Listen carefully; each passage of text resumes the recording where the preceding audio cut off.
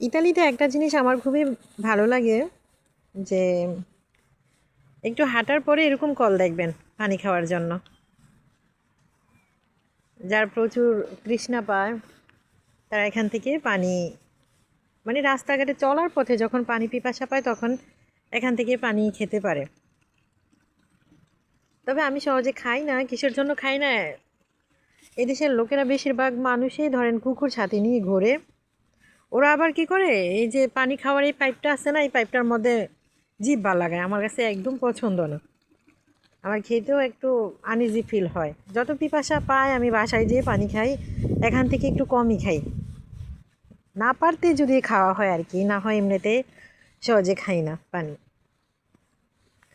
এই সাইডটা সেম বাংলাদেশের মতোই লাগে, যে আমরা ওই যে কুমিল্লা শালবন বিহার আছে না, এই শালবনের মতোই লাগে।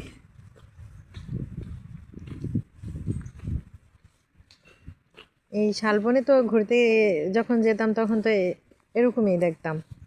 ছোটোবেলা অনেক গিয়েছিলাম ওই জায়গায়, আমার মামার বাসা ছিল। যখন ওই মামার বাসায় যেতাম তখনই আমার শালবনে ঘোরা হইতো। মূলত নানি আর খালা, খালা তো বোন, ওদেরকে নিয়েই ঘোরা হতো, আর মামাতো বোন ওদেরকে নিয়েই ঘোরা হতো। এই যে মামার বাড়িতে যেতাম যখনই, ওদেরকে নিয়ে যাওয়া হতো।